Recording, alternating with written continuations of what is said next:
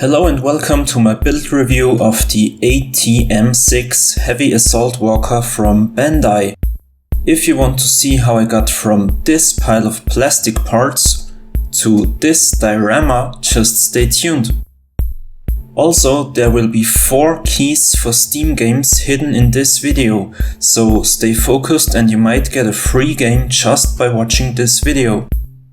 This kit consists of 26 parts and comes in the scale 1 to 550, making it the easiest but also smallest kit I've ever built.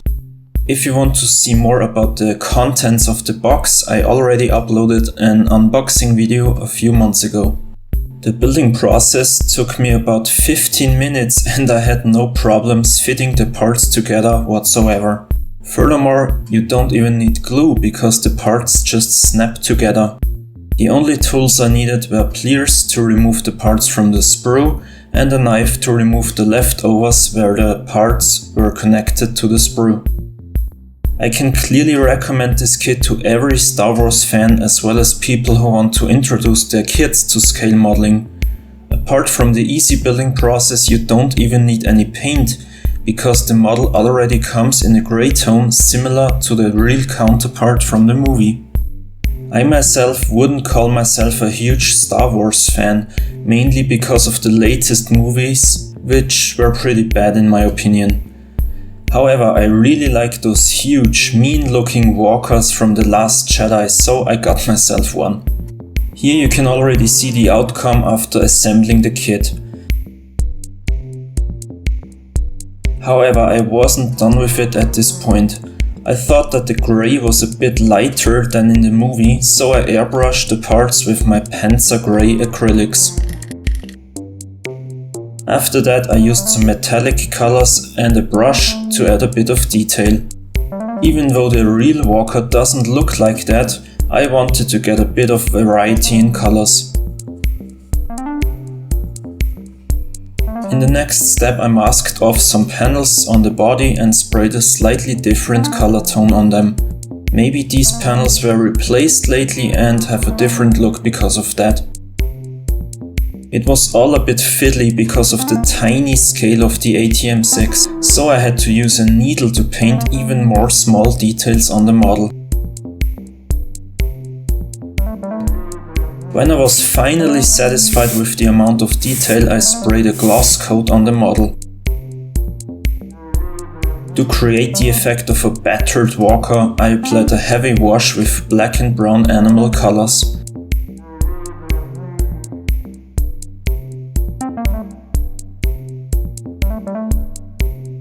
Then I dry brushed the whole model with grey and silver to highlight raised surfaces. I did not have a lot of experience with this technique and I used a bit too much of paint, but it looks quite good on the finished model. After dry brushing I used Revel's weathering set and put some black pigments onto the walker.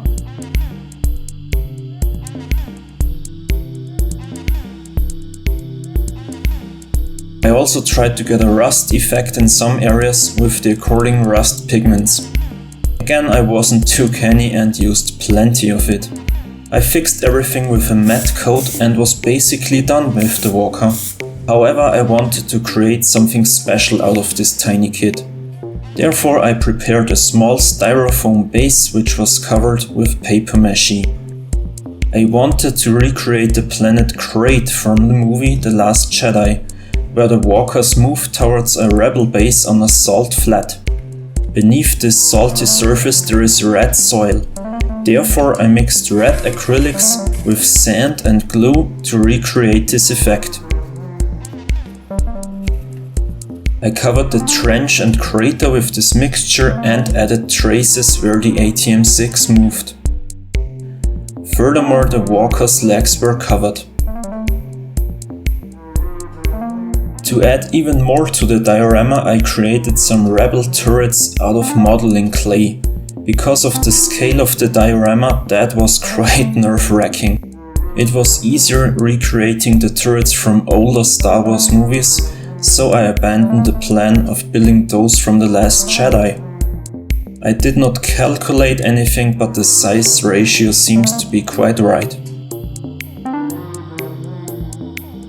If you didn't know yet, I run a Facebook group called Damage and Destruction Modeling Group. As the name suggests, it's all about modeling crash-landed planes, sunken boats, ruins of buildings and everything close to that. A link to the group is in the description, so feel free to join us. So after my Black Hawk Down diorama, it was about time to add something new to the group. Therefore, I decided to add some fire or explosions to the Star Wars diorama. Inspired by others, I experimented with small LEDs, cotton and colored plastic pieces. I don't want to bore you with details, but it took me many tries and a lot of experimenting to finally create something I was satisfied with. The final result of my experiments was a small piece of cotton painted with red, yellow and black acrylics, combined with a small pre-wired LED that I bought from China. I just punched a hole in the styrofoam base, pushed a LED through it and fixed the cotton explosion on the base. Then, however, I got these even smaller LEDs and decided to do more. I glued one of them directly onto the walker because I wanted it to burn. Again, this was all very fiddly because of the size of everything. However, I was able to hide the wires behind the leg of the AT-M6 and just push them through another hole in the base. As you can see, the wires are nearly invisible. Both LEDs are powered by a 12-volt battery that I had to hide somewhere.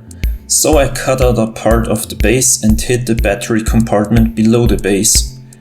Surprisingly, this worked out pretty well. For the fire, I used painted cotton and a small piece of orange plastic to make it easier to glue the smoke to the LED. The LEDs are bright enough to create convincing effects, but are also weak enough so that there will be no issues because of overheating. I don't want to leave those LEDs switched on all the time anyways, but cotton combined with heat could have caused a serious issue. So I mounted the LEDs and cotton as well as the turrets to the base, taped the battery and cables to the bottom of the base, and was nearly done with my little diorama. Still not completely satisfied with the effects. I added some glass fiber to enhance those effects with sparks and a plaster impact. I also glued some of the fiber to both the walker and the turret so that they shoot laser bolts. Even though the building process only took about 15 minutes, it took me about 3 months from start to finish of this project because I'm such a perfectionist.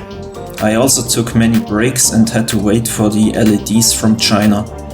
The outcome is still not perfect, but I love using those small LEDs and I'll definitely make good use of them in one of my next builds. Here are some photos I took of the AT-M6. First, I want to show you the dimensions again. As you can see, the walker is a bit larger or higher than an AA battery. It was still a lot of fun trying to add as many details as I could, even though it was quite fiddly. I really like how the diorama looks with the lights switched off. The explosion and fire effects are something that could be done better, at least at a larger scale. Also, hiding all the wires and the battery compartment can be quite tricky. Still, I'm pleased with the outcome and can't wait to start my next build. At the moment I own 22 kits that I still have to build. Expect more unboxing videos in the near future, because building even such a small kit takes me a couple of months because I'm busy with other things. That's it for this video. I'm really looking forward to your feedback. Leave a like and subscribe if you haven't yet.